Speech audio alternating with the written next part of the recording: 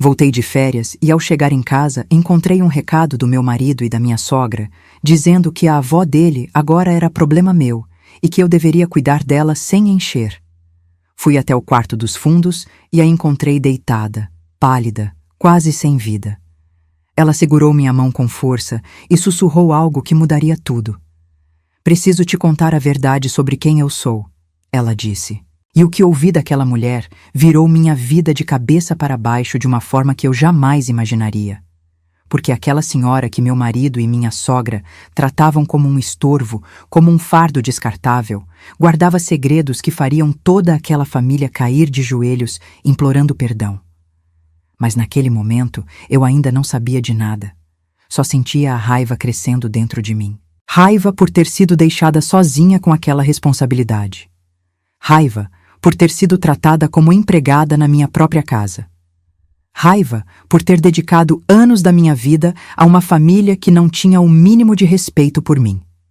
O recado estava em cima da mesa da cozinha, rabiscado às pressas num pedaço de papel. Nem se deram ao trabalho de me ligar, de me avisar o que estava acontecendo. Simplesmente largaram a velhinha lá e sumiram. Quando entrei naquele quarto e vi o estado em que ela estava, com a roupa suja, sem ter comido direito, claramente abandonada, algo dentro de mim se partiu. Mas ao mesmo tempo, algo começou a despertar, porque aquela mulher idosa, frágil, esquecida por todos, iria me entregar a chave para uma vingança que eu nem sabia que precisava. E se você está me ouvindo agora, seja de onde for, do seu carro, da sua casa, fazendo suas tarefas do dia a dia, comenta aqui embaixo de onde você está me escutando. Fica aqui comigo, porque essa história está só começando e você não vai querer perder o que aconteceu depois. Se inscreve no canal para ouvir mais histórias reais como essa, histórias de mulheres que não aceitaram ser pisadas, que reagiram, que se levantaram. Porque o que vem a seguir vai te surpreender tanto quanto surpreendeu a mim. Meu nome é Beatriz, tenho 63 anos e passei os últimos 28 anos da minha vida me dedicando completamente à família do meu marido Carlos. Conheci o Carlos quando eu tinha 35 anos. Ele era viúvo e tinha um filho pequeno, o Rafael, de apenas 7 anos. Eu era professora de escola pública, dava aulas no ensino fundamental, ganhava meu salário honesto, mas modesto. Nunca tive muito, mas sempre fui independente. Sempre me virei sozinha. O Carlos apareceu na minha vida como um príncipe encantado, todo charmoso, atencioso, me dizendo que precisava de alguém especial para cuidar dele e do filho. E eu, boba, acreditei em cada palavra. Larguei meu apartamento alugado, larguei minha vidinha organizada e mergulhei de cabeça naquela família. A mãe dele, Dona Marlene, desde o primeiro dia deixou claro que eu nunca seria boa o bastante. Nunca cozinhava do jeito certo, nunca limpava direito, nunca me vestia adequadamente. Mas eu engolia tudo calada porque amava o Carlos e queria ser uma boa madrasta para o Rafael. Sacrifiquei minha carreira. Pedi exoneração da escola porque Dona Marlene disse que uma esposa de verdade deveria estar em casa cuidando da família. O Carlos concordou. Disse que meu salário nem fazia diferença mesmo, que ele ganhava o suficiente para todos. E eu aceitei. Guardei meu diploma, guardei meus sonhos e virei dona de casa em tempo integral. Cuidei do Rafael como se fosse meu filho. Levantava cedo para fazer o café dele, preparava a lancheira com todo carinho, ajudava nas lições de casa e ia a todas as reuniões da escola. Quando ele ficava doente, era eu quem passava a noite acordada ao lado dele. Quando ele se formou no ensino médio, fui eu quem organizou a festa, quem costurou a barra da calça do terno dele, quem chorou de emoção vendo ele receber o diploma. Mas no discurso de agradecimento, ele só mencionou o pai, a avó Marlene e a mãe biológica que tinha morrido. Meu nome não apareceu. Nem uma vez. Senti uma pontada no peito naquele dia, mas deixei passar. Ele era jovem, eu pensava, ainda imaturo. Com o tempo, ele ia reconhecer tudo que fiz por ele. Mas o tempo passou e o reconhecimento nunca veio. O Rafael se casou com a Júlia há 5 anos. Eu organizei o casamento inteiro. Fui atrás de buffet, decoração, fotógrafo, tudo. A dona Marlene só criticava minhas escolhas, mas não movia uma palha para ajudar. No dia do casamento, a Júlia pediu para a mãe dela entrar com ela, o que era natural.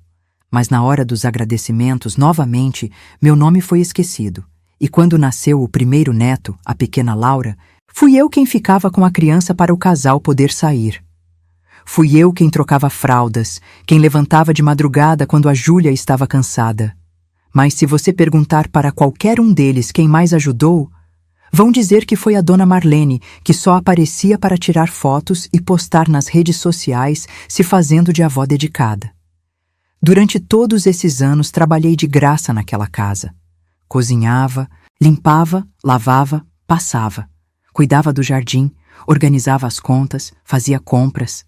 Era secretária, cozinheira, faxineira, enfermeira, tudo ao mesmo tempo. E qual era meu salário? Nenhum. O Carlos dizia que não fazia sentido me dar dinheiro, porque tudo que era dele era meu também. Mas na prática, eu tinha que pedir autorização até para comprar um batom. Ele controlava cada centavo. Eu não tinha cartão de crédito no meu nome. Não tinha conta bancária. Não tinha nada. Tinha virado uma sombra naquela casa. E a dona Marlene adorava me diminuir na frente das amigas dela. Quantas vezes ouvi ela dizer que o Carlos tinha casado comigo por pena, porque eu estava ficando velha e sozinha. Que ele tinha sido bonzinho de me dar um teto porque eu não tinha onde cair morta. Eu mordia a língua e aguentava porque tinha medo. Medo de ficar sozinha de novo. Medo de não ter para onde ir. Medo de admitir que tinha desperdiçado quase 30 anos da minha vida com pessoas que não me valorizavam. Então, quando decidi tirar uns dias de férias, coisa que nunca tinha feito, foi um Deus nos acuda. A dona Marlene ficou indignada. Como assim eu ia viajar e deixar a casa? E quem ia cuidar das coisas? Minha prima Solange tinha me convidado para passar uma semana na casa dela no litoral de São Paulo. Juntei dinheiro durante meses, guardando aqui e ali do que sobrava da feira. Foram apenas 7 dias longe de tudo. 7 dias em que me senti viva de novo. Mas aqueles 7 dias de paz custaram caro.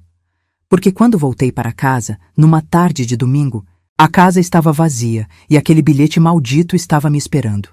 Essa velha inútil agora é problema seu. Cuida dela e não enche. Nem assinatura tinha. Só o desprezo escrito naquelas palavras. Fui de quarto em quarto procurando o Carlos. Nada. Liguei no celular dele. Desligou na minha cara. Liguei para a dona Marlene. A mesma coisa. Liguei para o Rafael. Caixa postal. Foi quando ouvi um gemido vindo do quarto dos fundos, aquele que a gente usava como depósito. Abri a porta e quase caí para trás com o cheiro. A avó do Carlos, dona Iraci, estava largada numa cama velha, coberta com um lençol sujo. Aquela mulher tinha 92 anos e estava ali abandonada como um cachorro sem dono. Dona Iraci sempre foi uma figura misteriosa na família. Ela morava sozinha numa casa antiga no bairro do Ipiranga, em São Paulo, e raramente aparecia nas reuniões de família. O Carlos dizia que ela era ranzinza, difícil, que não gostava de ninguém. A dona Marlene falava dela com desdém, como se fosse uma louca que vivia isolada do mundo. Mas a verdade é que ninguém se importava com ela. Ninguém ia visitar. Ninguém ligava para saber como estava. E agora, na primeira dificuldade, simplesmente jogaram ela no meu colo e desapareceram. Me ajoelhei ao lado da cama e segurei a mão dela. Dona Iraci abriu os olhos devagar, aqueles olhos azuis ainda brilhantes apesar da idade. Ela apertou minha mão com uma força que me surpreendeu. Beatriz, ela disse com a voz fraca, mas firme. Preciso te contar a verdade sobre quem eu sou. E você precisa me ouvir com atenção porque o tempo está acabando e tem coisas que você precisa saber antes que seja tarde demais. Senti um arrepio na espinha. Coloquei um travesseiro atrás da cabeça dela, dei água, limpei seu rosto com uma toalha úmida. Estou aqui, dona Iraci, pode falar. E o que ela me contou nas horas seguintes mudou completamente tudo que eu achava que sabia sobre aquela família. Durante os dias seguintes, cuidei da dona Iraci como nunca tinha cuidado de ninguém. Dei banho nela, troquei suas roupas, fiz comidas leves que ela conseguisse comer. A cada dia ela ficava um pouco mais forte, um pouco mais lúcida. E a cada dia me contava mais pedaços daquela história inacreditável. O Carlos não dava as caras, mandava mensagens secas perguntando se a velha ainda estava viva. A dona Marlene ligou uma vez só para dizer que eu não deveria incomodá-los com isso, que eles estavam ocupados com coisas importantes. Que coisas importantes? Perguntei. Estamos organizando a mudança do Rafael para o apartamento novo, ela respondeu. Que apartamento novo? Ninguém tinha me contado nada sobre apartamento novo. Ah, ela disse com aquele tom de deboche que eu conhecia tão bem. Achei que o Carlos tinha te contado. Compramos um apartamento lindo na Muca para o Rafael e a Júlia. 3 quartos, 2 vagas, uma vista maravilhosa. Investimento nosso no futuro da família. Nosso. Como se eu não fizesse parte dessa família. Como se os anos que dediquei não contassem para nada. Descobri pelos vizinhos que o Carlos e a dona Marlene tinham saído de viagem. Foram para a praia aproveitar uns dias de descanso, disseram. Descansando do quê? Pensei. Do trabalho de abandonar uma senhora de 92 anos para que eu carregasse o piano sozinha? A raiva foi crescendo dentro de mim, mas ao mesmo tempo uma clareza nova estava nascendo. Porque as conversas com a dona Iraci estavam abrindo meus olhos para coisas que eu nunca tinha percebido. Ela me contou que tinha tentado me avisar anos atrás, quando eu e o Carlos começamos a namorar. Ela tinha ido até minha casa, você lembra? Ela perguntou. Lembrei sim. Uma tarde, logo no início do namoro, a dona Iraci tinha aparecido no meu apartamento. Disse que precisava conversar comigo sobre o Carlos. Mas o Carlos tinha chegado logo depois, tinha ficado furioso, tinha praticamente arrastado ela dali. Depois me disse que a avó era louca, que tinha ciúmes dele, que queria atrapalhar a felicidade dele. E eu tinha acreditado, não dei ouvidos aos avisos dela. Que burra eu fui, dona Iraci disse segurando minha mão. Tentei te alertar, mas você estava apaixonada. E meu neto aprendeu com a mãe dele a ser um manipulador de primeira. A dona Marlene, segundo dona Iraci, sempre foi uma mulher ambiciosa e calculista. Ela tinha casado com o Antônio, pai do Carlos, por interesse. O Antônio era um homem simples, trabalhador, que tinha uma oficina mecânica. Não eram ricos, mas viviam bem. A dona Marlene odiava aquela vida. Queria luxo, status, queria ser madame. Quando o Antônio morreu de infarto aos 52 anos, ela vendeu a oficina por uma mixaria, pegou o dinheiro e torrou tudo em plásticas, roupas de marca, viagens. Tentou viver como rica, mas o dinheiro acabou rápido. Foi quando ela voltou a atenção para a dona Iraci. Começou a aparecer na casa dela, fazer média, levar o Carlos criança para visitar a bisavó. Tudo interesse, é claro, porque a dona Iraci tinha algo que a Marlene queria muito. Mas naquela época, a dona Iraci ainda estava forte e não se deixava manipular. Mandava a Marlene embora quando ela vinha com conversinha. Dizia que não era idiota, que sabia muito bem o que ela estava procurando. E o Carlos cresceu vendo a mãe agir assim. Aprendeu que as pessoas são peças num tabuleiro, que sentimentos são ferramentas de manipulação, que o importante é conseguir o que quer, não importa quem você machuque no caminho. Ele fez isso com a primeira esposa também. A dona Iraci me contou. A Andréia, mãe do Rafael. Aquela menina linda que morreu tão jovem. Você sabe como ela morreu, Beatriz? Disseram que tinha sido câncer.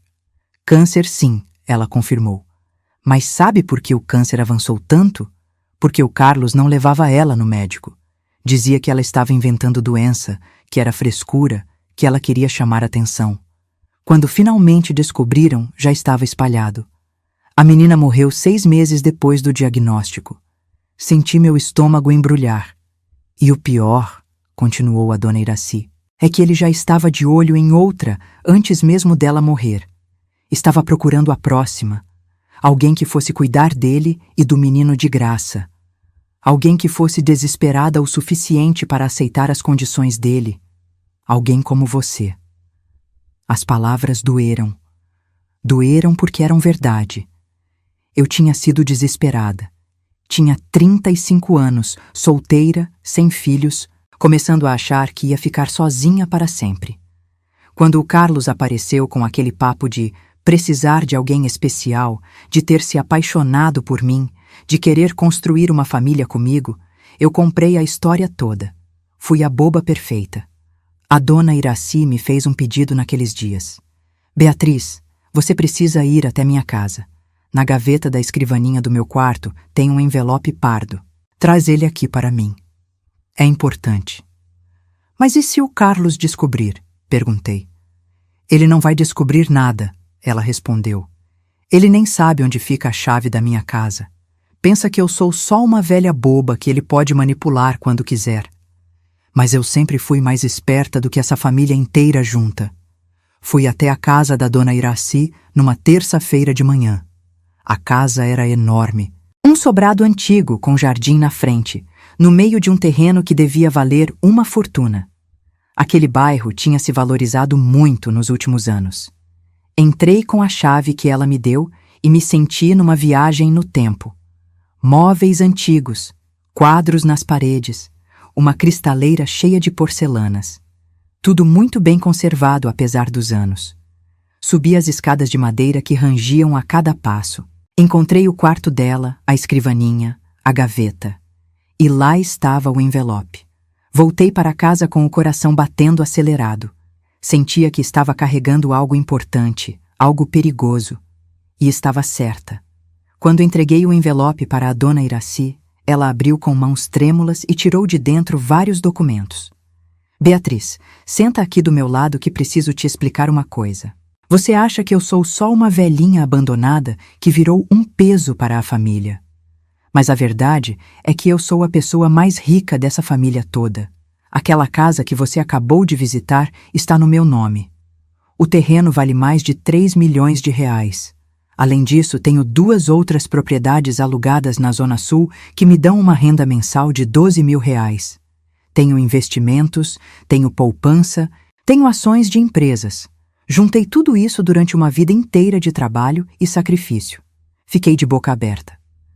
Mas o Carlos disse que a senhora não tinha nada, que vivia de uma aposentadoria mixuruca. Ele disse isso porque é o que ele queria acreditar, ela respondeu. Porque é o que a Marlene enfiou na cabeça dele desde criança. Que eu era uma louca, uma miserável, uma ranzinza que não valia nada. Mas a verdade é que eles sempre quiseram colocar as mãos na minha herança. E como eu nunca dei brecha, como sempre fui independente, e deixei claro que não ia deixar nada para essa corja de aproveitadores, eles me abandonaram. Jogaram eu aqui na sua mão esperando que eu morresse logo e eles pudessem finalmente pegar tudo. Mas tem um problema no plano deles. A dona Iraci continuou com um sorriso maroto. Eles não sabem que eu já fiz meu testamento há muito tempo. E não deixei 1 centavo para o Carlos ou para a Marlene. Senti meu coração disparar. E para quem a senhora deixou? Ela me olhou fundo nos olhos. Para você, Beatriz. Deixei tudo para você. Achei que ia desmaiar. Dona Iraci, a senhora mal me conhece. Por que faria isso? Porque eu conheço você mais do que pensa. Eu vi como você cuidou do Rafael apesar de ele te tratar mal. Vi como você aguentou a Marlene durante todos esses anos. Vi como você se sacrificou por uma família que nunca te valorizou. E agora estou vendo como você está cuidando de mim quando seria muito mais fácil me jogar num asilo qualquer e esquecer que eu existo. Você tem um coração bom, Beatriz. E coração bom merece ser recompensado. Eu estava tremendo. Não sabia se ria ou se chorava. Mas a dona Iraci não tinha terminado. Tem mais uma coisa que você precisa saber. O Carlos está planejando te deixar. Ele e a Marlene já conversaram com um advogado. Vão te expulsar de casa, alegar que você é uma aproveitadora, que entrou na vida dele só pelo dinheiro. Vão fazer de tudo para você sair sem nada. Como a senhora sabe disso? A vizinha da frente, Dona Conceição, é minha amiga há 40 anos. Ela ouviu a Marlene falando no telefone no quintal. A Marlene adora falar alto para os outros pensarem que ela é importante. Tava se gabando de como iam te dar um chute e você ia ter que voltar para o buraco de onde veio. Foram essas as palavras dela. Senti a raiva fervendo nas minhas veias. Depois de tudo que eu fiz. Depois de todos os anos que dediquei. Eles achavam que iam me jogar fora como lixo. Calma, Beatriz, a dona Iraci disse. Deixa eles pensarem que estão no controle. Deixa eles tramarem. Porque quando chegar a hora certa, você vai virar o jogo de um jeito que eles jamais vão esquecer. Mas para isso você precisa ser esperta. Precisa continuar fazendo seu papel de esposa dedicada. Não pode dar nenhum sinal de que sabe de alguma coisa. Consegue fazer isso? Olhei para aquela senhora de 92 anos que tinha mais garra e esperteza do que eu jamais teria. Consigo sim, dona Iraci. Consigo e vou fazer direitinho. Durante as semanas seguintes, fingi que estava tudo normal.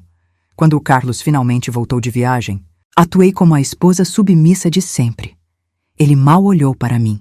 Perguntou da avó como quem pergunta se o lixo foi colocado para fora. Ela tá melhor, respondi. Estou cuidando direitinho. Ótimo, ele disse sem nem levantar os olhos do celular. Pelo menos você serve para alguma coisa. Engoli o insulto. A dona Marlene apareceu 2 dias depois. Entrou na casa como se fosse dona. Foi direto ao quarto onde a dona Iraci estava e ficou uns 5 minutos lá. Saiu com cara de nojo. Não sei por que você está perdendo tempo com essa velha, ela me disse. Devia era colocar ela num asilo e pronto. Custa muito caro, asilo, respondi baixinho. Nem me fale, ela revirou os olhos. Sorte que logo logo esse problema vai se resolver sozinho. A frieza com que ela falou aquilo me deu calafrios. Ela estava contando com a morte da própria sogra como se fosse um acontecimento qualquer, como se fosse uma conta que logo seria quitada. Mas a dona Iraci estava cada dia mais forte. A comida caseira, os cuidados, a companhia fizeram maravilhas por ela. Em 3 semanas já estava sentando na cadeira, comendo sozinha, até caminhando um pouco com minha ajuda. E a cada dia me ensinava mais coisas. Me ensinou onde ela guardava os documentos importantes. Me mostrou o contato do advogado dela, Dr. Fernando, que cuidava de tudo para ela há 20 anos. Me explicou cada detalhe do testamento. Me contou histórias da família que eu nunca tinha ouvido. E, principalmente, me deu algo que eu tinha perdido há muito tempo. Me deu força, me deu coragem, me deu a certeza de que eu merecia coisa melhor do que migalhas e desprezo. Num sábado de manhã, o Rafael apareceu em casa com a Júlia e a pequena Laura. Fazia meses que eu não via minha netinha. Corri para abraçá-la, mas a Júlia puxou a menina para longe. Ela está resfriada, não quero que pegue nada, ela disse com nojo. Como se eu fosse suja, como se eu fosse doente. O Rafael nem me cumprimentou. Foram direto falar com o Carlos na sala. Ficaram lá conversando baixo por quase 1 hora. Quando saíram, o Carlos estava com um sorriso no rosto. Que foi? Arrisquei perguntar. Assunto de família, ele respondeu. Nada que te interesse.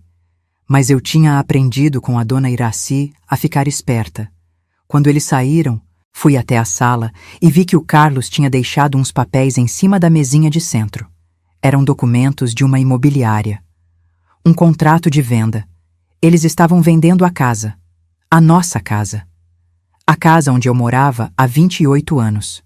Fotografei os documentos com o celular e mandei para o Dr. Fernando como a dona Iraci tinha me ensinado. Ele respondeu em minutos. Beatriz, essa venda é ilegal. A casa está 50% no seu nome por causa do regime de casamento. Ele não pode vender sem sua autorização. Isso é fraude. Guarda esses documentos que vão servir de prova. Guardei tudo. Cada papel. Cada mensagem. Cada evidência da podridão daquela família. E continuei sorrindo. Continuei fazendo comida. Continuei limpando a casa. Continuei sendo invisível. Porque sabia que minha hora estava chegando. A dona Marlene começou a aparecer mais em casa, sempre dando desculpas esfarrapadas, que tinha vindo pegar umas coisas, que tinha vindo trazer umas encomendas. Mas eu sabia que ela estava fiscalizando a dona Iraci, querendo saber se a velha já tinha batido as botas. Numa dessas visitas, ela teve a audácia de entrar no quarto da dona Iraci e perguntar na minha frente. E aí, Iraci, já arrumou as coisas com teus documentos? Já deixou tudo organizado para quando você partir? A dona Iraci, que estava muito lúcida, olhou para ela com desdém. Tá tudo organizado sim, Marlene. Tudo no seu devido lugar. Pode ficar tranquila que ninguém vai ter trabalho quando eu morrer. Ótimo, a Marlene disse com um sorriso falso. É importante ter essas coisas resolvidas, né? A gente nunca sabe o dia de amanhã. Depois que ela saiu, a dona Iraci começou a rir. Aquela bruxa tá contando os dias. Acha que vai colocar a mão nos meus bens. Nem imagina a surpresa que vai ter. Mas, dona Iraci, e se eles contestarem o testamento? Que contestem à vontade, ela respondeu. Está tudo registrado em cartório, testemunhado, reconhecido firma. Fiz questão de fazer todos os exames que provam que estou em perfeito juízo. Tenho laudos médicos, tenho filmagens do dia que assinei o testamento, tenho tudo. Eles não têm chance nenhuma de ganhar. Foi quando entendi que aquela mulher tinha planejado tudo nos mínimos detalhes. Ela sabia exatamente que tipo de abutres tinha na família e tinha se preparado para isso. 2 meses depois da minha volta de férias, numa quinta-feira à tarde, o Carlos chegou em casa com a dona Marlene, o Rafael e a Júlia. Todos juntos. Beatriz, senta aqui que a gente precisa conversar, o Carlos disse com aquela voz séria que ele usava quando queria parecer importante. Sentei. Olha, ele começou, a gente tem pensado muito sobre a situação aqui de casa. E chegamos à conclusão de que esse casamento não está funcionando mais. Você não contribui em nada financeiramente. Vive dependendo de mim. E agora ainda arrumou mais esse peso da avó para a gente carregar. Aquilo ali, ele apontou para o quarto onde a dona Iraci estava. É problema seu. Você que trouxe ela para cá, você que cuida. A gente não tem nada a ver com isso. Então decidimos que o melhor é cada um seguir seu caminho. Você vai ter que procurar um lugar para morar. Dou 2 semanas de prazo. A dona Marlene estava com um sorrisinho de satisfação no rosto. O Rafael olhava para o celular como se aquilo não fosse com ele. A Júlia examinava as unhas. Ninguém ali tinha um pingo de humanidade. Senti vontade de explodir, de gritar, de xingar, mas respirei fundo e lembrei das palavras da dona Iraci. Calma, Beatriz. Deixa eles pensarem que ganharam. Sua hora vai chegar. E o dinheiro? Perguntei com a voz baixinha, fingindo estar desamparada. Que dinheiro? O Carlos respondeu. Você nunca trabalhou aqui. Nunca contribuiu com nada. Não tem direito a dinheiro nenhum. Mas eu larguei meu emprego para cuidar da casa e do Rafael. Problema seu, a dona Marlene cortou. Ninguém mandou você ser boba. Agora aguenta as consequências. E a casa? Insisti. Que casa? O Carlos disse. Essa casa é minha. Comprei antes de casar com você. Você não tem direito a nada. Mentira, eu pensei, mas não disse nada. Deixei eles acreditarem que tinham me destruído. Abaixei a cabeça, fingi que estava chorando, saí de lá pisando fino. Fui direto para o quarto da dona Iraci. Contei tudo. Ela segurou minha mão. Está na hora, Beatriz. Amanhã de manhã você liga para o doutor Fernando e marca uma reunião. Conta tudo o que aconteceu. Ele vai te orientar sobre os próximos passos. E pode ficar tranquila. Você vai sair dessa situação muito melhor do que entrou. Confie em mim. E eu confiei. Naquela noite mal consegui dormir. O Carlos dormiu na sala. Nem quis dividir o quarto comigo. De manhã cedo liguei para o doutor Fernando. Ele me atendeu na mesma hora. Beatriz, pode vir aqui no escritório hoje à tarde? Vou preparar uns documentos para você. Chegou a hora de virar esse jogo. Fui até o escritório dele às 3 da tarde. Um escritório bonito na região da Avenida Paulista. Ele me recebeu com um sorriso gentil. Sentou comigo, me ofereceu café, me deixou contar tudo com calma. Quando terminei de falar, ele abriu uma pasta cheia de papéis. Beatriz, tenho boas notícias para você. Primeiro sobre a casa. Eu verifiquei e ela foi comprada 2 anos depois do casamento de vocês. Isso significa que 50% é seu, independente de estar no nome só dele. Segundo, você tem direito à pensão alimentícia porque foi dependente financeira dele durante todos esses anos. Terceiro, eu tenho aqui o testamento da dona Iraci devidamente registrado. No momento que ela falecer, e que isso demore muito ainda, você vai herdar um patrimônio avaliado em aproximadamente 8 milhões de reais. Quase caí da cadeira. 8 milhões? Isso mesmo, ele confirmou. A dona Iraci foi uma mulher muito inteligente. investiu bem durante a vida toda. E agora quer deixar tudo para você, porque sabe que você vai honrar a memória dela. Mas tem mais. Ele puxou outros papéis. Baseado nas provas que você me mandou, da tentativa de vender a casa sem sua autorização, da forma como te tratam, temos base para um processo forte. Podemos pedir a separação com divisão de bens, podemos pedir danos morais, podemos exigir pensão. E considerando que você abriu mão da carreira para cuidar da família dele, as chances de ganharmos são enormes. Quanto tempo vai levar? Perguntei. Se eles quiserem brigar, pode levar uns 2 anos, mas eu tenho uma estratégia melhor. Que tal a gente fazer uma reunião com todos eles presentes, botar as cartas na mesa e ver a cara deles quando descobrirem a verdade? Assim talvez eles prefiram fazer um acordo e acabar com isso rápido. E você fica livre dessa família de uma vez. Adorei a ideia. Vamos fazer isso. Voltei para casa naquela tarde me sentindo outra pessoa. Pela primeira vez em anos me senti poderosa. Me senti no controle. Continuei fingindo que estava arrasada. Continuei fazendo as coisas da casa. O Carlos mal falava comigo. A dona Marlene ligou para saber se eu já tinha arrumado lugar para morar. Ainda não, respondi com a voz triste. Mas estou procurando. Ótimo, ela disse, porque daqui a 10 dias a gente vai colocar a casa à venda. E você precisa estar fora. Pode deixar, falei. O Dr. Fernando marcou a reunião para a segunda-feira seguinte, no escritório dele, às 10 da manhã. Ligou para o Carlos dizendo que precisava tratar de assuntos relacionados à dona Iracy e à separação, que seria importante todos os envolvidos estarem presentes. O Carlos topou. Achou que ia ser só assinar uns papéis e pronto. A dona Marlene e o Rafael também confirmaram presença. Chegou segunda-feira. Vesti minha melhor roupa. Passei batom. Arrumei o cabelo. A dona Iracy me deu um colar antigo dela. Para te dar sorte, ela disse, piscando. Chegamos no escritório todos pontualmente. Carlos, Marlene, Rafael e Júlia de um lado, eu do outro. O Dr. Fernando sentado na cabeceira da mesa. Bom dia a todos, ele começou. Obrigado por virem.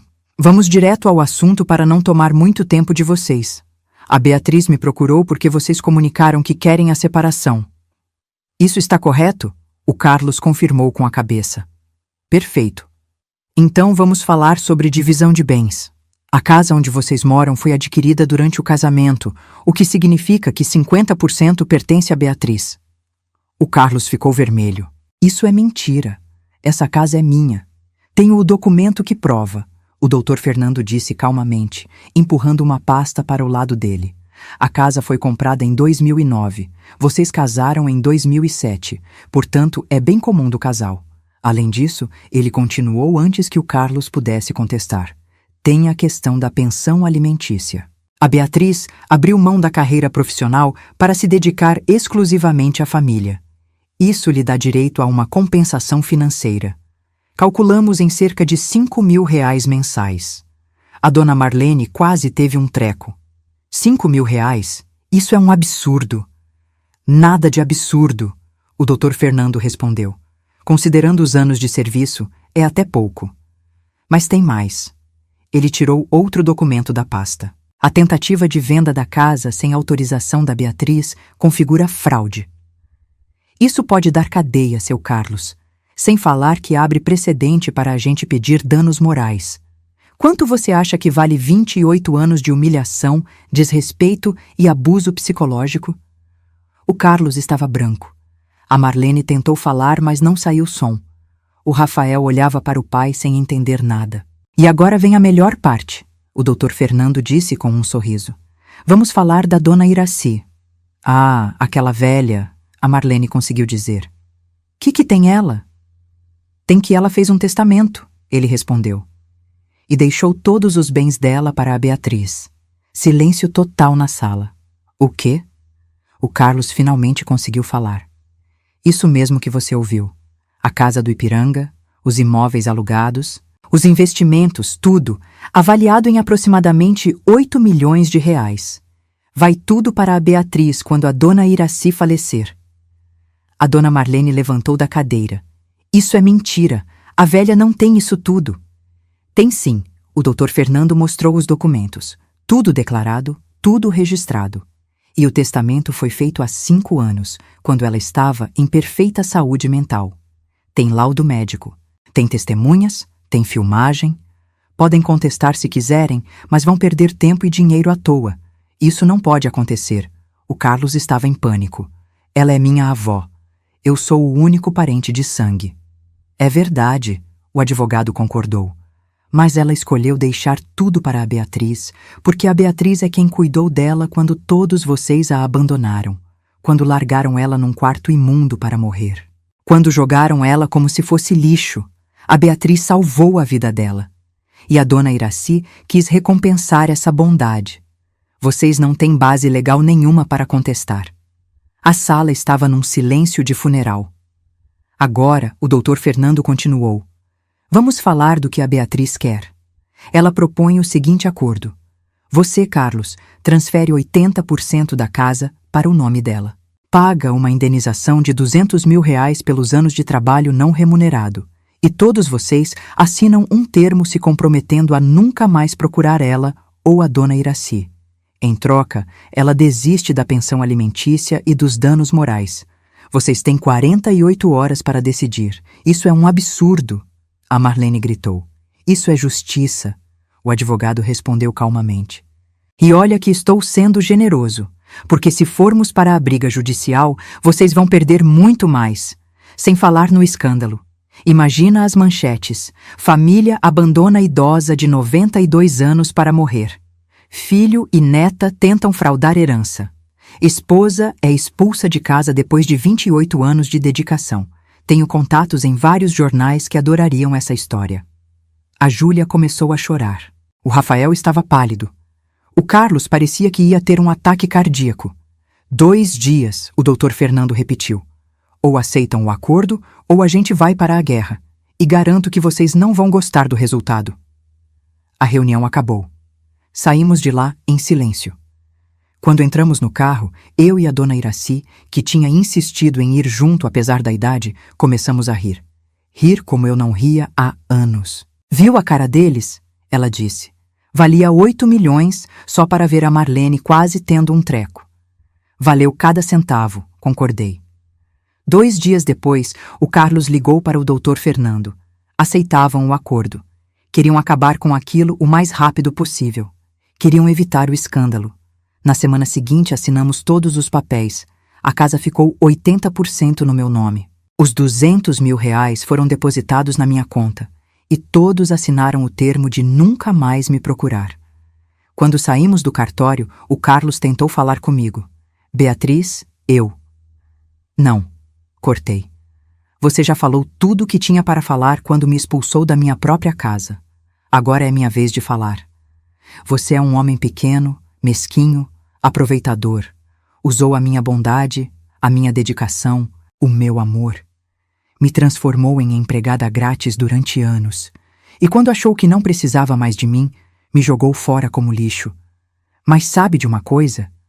Você me fez um favor, porque agora eu acordei. Agora eu sei que mereço coisa muito melhor do que as migalhas que você me dava. Virei as costas e fui embora. A dona Marlene estava apoiada na parede, chorando. O Rafael não teve coragem nem de olhar para mim.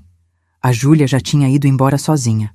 Voltei para casa, minha casa agora, e comecei a planejar minha nova vida. Vendi a parte do Carlos, os 20% que ficaram com ele, para um casal jovem. Com o dinheiro da venda, os 200 mil da indenização e a renda dos aluguéis que a dona Iraci insistiu em começar a dividir comigo, eu estava financeiramente estável pela primeira vez na vida.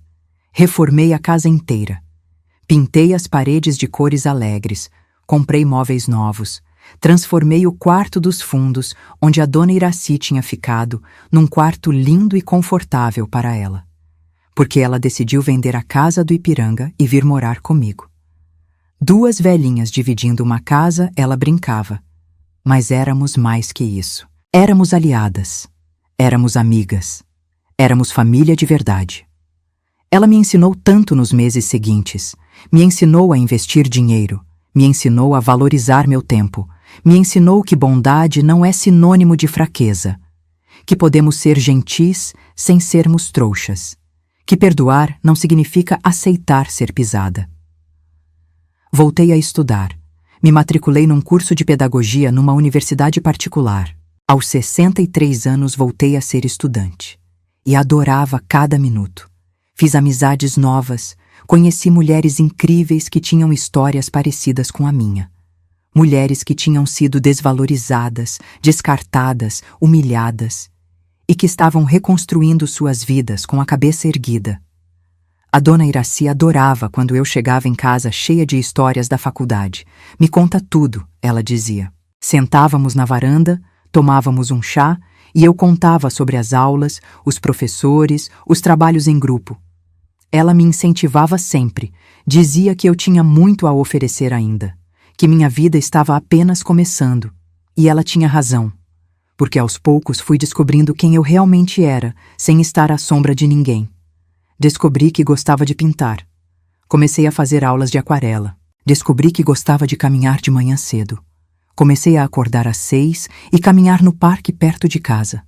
Descobri que gostava de viajar. Fiz uma viagem com a dona Iraci para o Nordeste. Conhecemos praias lindas, comemos comidas deliciosas, tiramos fotos, demos risadas. Encontrei a dona Conceição, a vizinha da dona Iraci, num supermercado 6 meses depois de tudo. Ela me abraçou forte. Beatriz, que alegria te ver. E me conta, como está a vida? Está ótima, dona Conceição. Melhor do que nunca. Ela sorriu. Eu soube de tudo, sabe? A Iraci me contou. E fiquei tão feliz quando soube que ela deixou tudo para você. Você merece, minha filha. Merece cada centavo. Aguentou tanto daquela família horrível. E sabe que eu encontrei a Marlene outro dia? Coitada, está uma pilha de nervos. Parece que o Carlos está tendo problemas financeiros, teve que vender o carro importado dele, e o Rafael se separou da Júlia. Virou uma confusão só naquela família. Senti uma pontinha de satisfação, não vou mentir. Não desejo mal a ninguém, mas ver que a maldade deles estava cobrando seu preço dava uma certa paz. Karma, como dizem. O que você planta é o que você colhe. A dona Iraci viveu mais 3 anos depois de tudo isso. 3 anos maravilhosos em que fomos verdadeiramente felizes. Cuidei dela com todo o amor do mundo. Não porque era obrigada, não porque esperava herança, mas porque ela tinha se tornado a família que eu nunca tive. Ela morreu dormindo numa noite tranquila de outono, sem dor, sem sofrimento. Apenas fechou os olhos e não acordou mais. Chorei muito. Chorei a perda de uma amiga, de uma mãe, de uma avó que eu tinha escolhido e que tinha me escolhido também. O funeral foi simples como ela pediu. Poucas pessoas, sem alarde. O Carlos apareceu. A Marlene também. Tentaram falar comigo. Não dei ouvidos. Eles não tinham mais poder nenhum sobre mim. O testamento foi lido 1 semana depois. Como esperado, tudo ficou para mim. 8.400.000 reais, porque os investimentos tinham rendido bem nesses 3 anos. O Carlos tentou contestar. Contratou advogado, gastou uma fortuna. Perdeu em todas as instâncias. O testamento era blindado. Não tinha brecha nenhuma. Com o dinheiro da herança, investi em imóveis. Comprei 3 apartamentos pequenos para alugar. Comprei um sítio no interior onde passo os fins de semana. Montei um fundo de reserva que me garante viver confortavelmente pelo resto da vida. E o mais importante, criei uma fundação em nome da dona Iraci. Uma fundação que ajuda mulheres em situação de vulnerabilidade. Mulheres que foram abandonadas pelos maridos. Mulheres que largaram tudo pela família e ficaram sem nada. Mulheres que precisam recomeçar a vida do zero. A Fundação oferece apoio jurídico, apoio psicológico, cursos profissionalizantes, ajuda financeira temporária. Tudo de graça. Porque eu sei o que é se sentir encurralada. Sei o que é achar que não tem saída.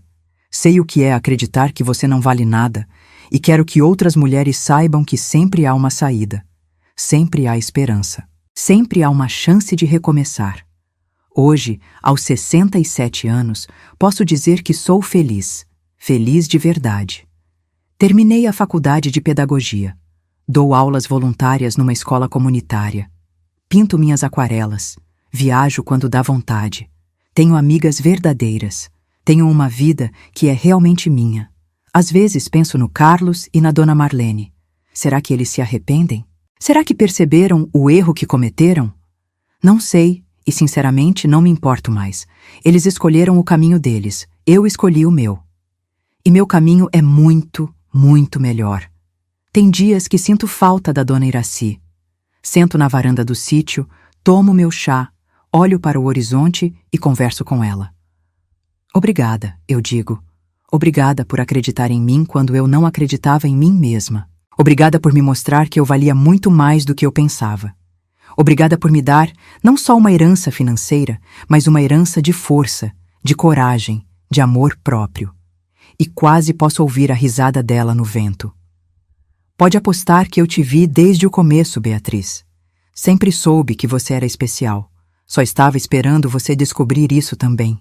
E você que está me ouvindo agora, talvez passando por uma situação parecida, talvez se sentindo desvalorizada, invisível, presa numa vida que não te faz feliz, eu quero te dizer uma coisa.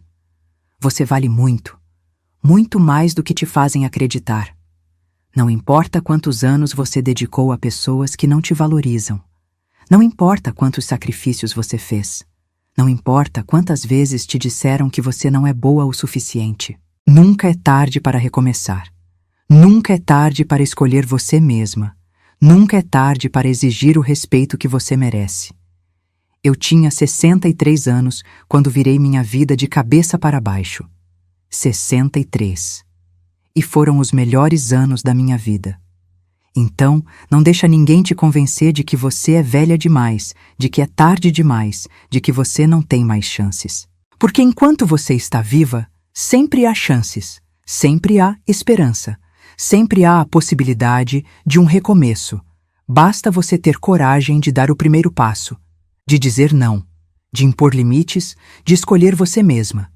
E quando você fizer isso, quando você finalmente se libertar das correntes que te prendem, você vai descobrir um mundo inteiro de possibilidades esperando por você. E você que está me ouvindo, o que faria no meu lugar? Se estivesse na minha situação, como reagiria? Comenta aqui embaixo. Conta sua história também.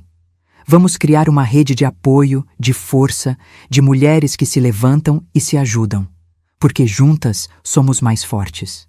Juntas podemos mudar nossas vidas e as vidas de tantas outras mulheres que ainda estão presas, sofrendo, acreditando que não têm escolha. Obrigada por me ouvir até aqui. Obrigada por fazer parte dessa jornada comigo. E lembra, você não está sozinha. Nunca esteve e nunca vai estar.